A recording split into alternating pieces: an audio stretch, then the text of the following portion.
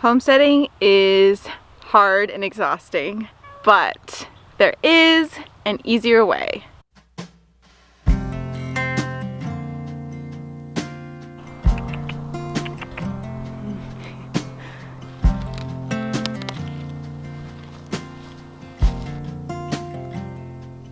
But first, I need to show you what makes homesteading so hard. So let's talk to some friends and see what they have to say.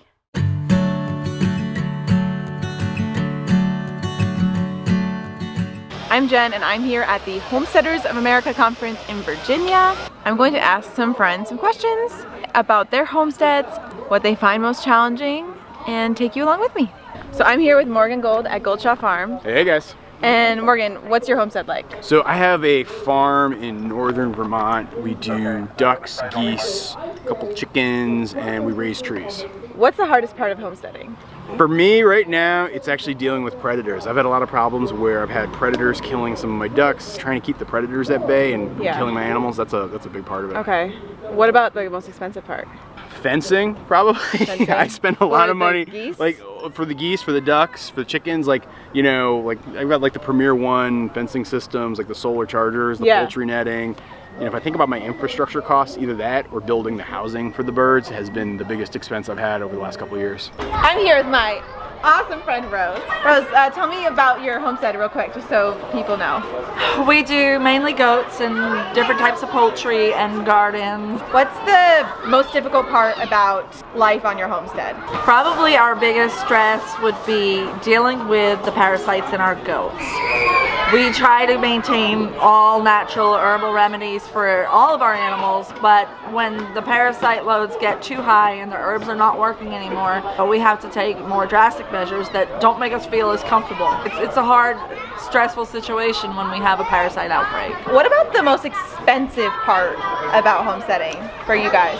What costs the most money on like a monthly Animal basis? feed. The feed. Oh my gosh. What takes most of your time? The animals.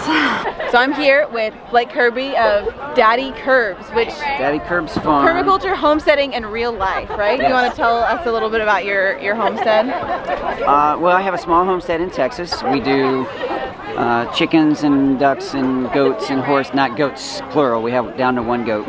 Horses, and I have the garden space and the orchard space. Okay, so I'm asking people what their biggest challenge is with their homestead. But managing space, I think.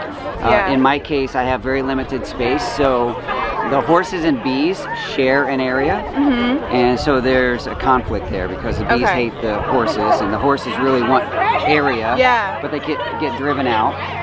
So I think just organizing the livestock in such a way that they're happy. And what takes the most time for you with your homestead? Well, the daily amount of time is probably going to be the daily chores for the animals. What's the most expensive aspect of your homestead? The feed for the ducks. The feed for the ducks. Okay. Well, horses too. They eat, you know. Yeah. So animal feed. What is your favorite part of your homestead? Me personally, it's my garden. Your garden. I love my garden. Okay.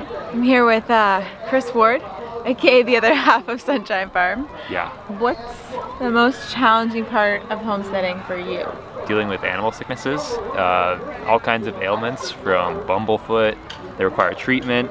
They require medical attention. Deworming. They require us to put them in special conditions, isolating them from groups, which just creates more work. It worries us too. It causes anxiety.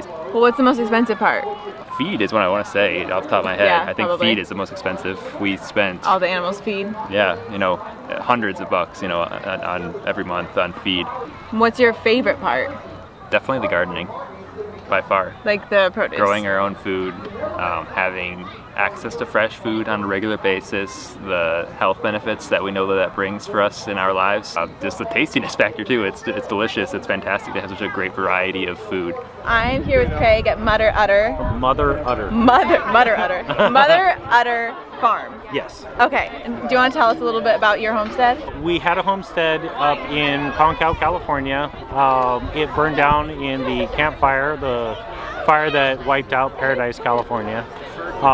We've been living in town for the last 11 months, And the last 2 weeks, we finally come back up onto the property. We're living on there full time now.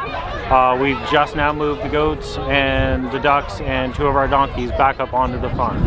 Tell me, Craig, a little bit about what the hardest parts of homesteading are for you guys. The most challenging parts. The most challenging right now getting back up onto the homestead is the, oh no, the goats are out, what do we do? Then they're off into the logging area, and it's like, okay, where are they now? And then going to try and find them. So the day before I flew out here to the Homesteaders of America conference, I built a whole new pen for the goats. Took about 8 hours, just straight work. Started about 6 a.m. and ended just before the plane left. The running joke with people who own goats are, if it doesn't hold water, it won't hold a goat. What's the most expensive thing for you about your homesteading life? Like, what costs the most? The most expensive right now would be rolls of fencing for our property, fencing for the animals. So we're looking at probably, it would cost us 40 rolls at about 100 feet per roll, somewhere around, what, $4,000? And I had a realization here. It's a lot easier being a vegetarian homesteader.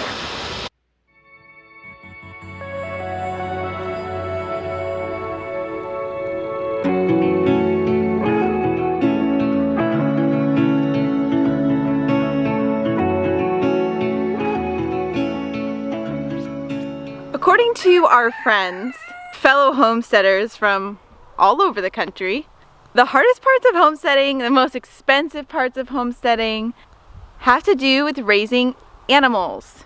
Yes, we do have a number of animals here, and even though we don't raise them for the purposes of meat, dairy, or animal products, we can attest to the challenges of having the companion farm animals. The health has a swollen eye, and so we called the vet immediately. You can see it. We're both in kind of a bummer mood because we think one of our chickens may have been taken by a predator, which would have been the first time for us. So the not so fun part about homesteading, we experienced a loss and it was sad and there was some tears. Talking about it makes me want to cry. Hey! The health issues, the predator issues, the cost of feed, the fencing issues, all of those things are what exhausts us most about this lifestyle. But ultimately, homesteading isn't necessarily about animals. It's about sustainability, self-sufficiency, growing food. You can do all of that in the garden. Plant-based homesteading is so much easier.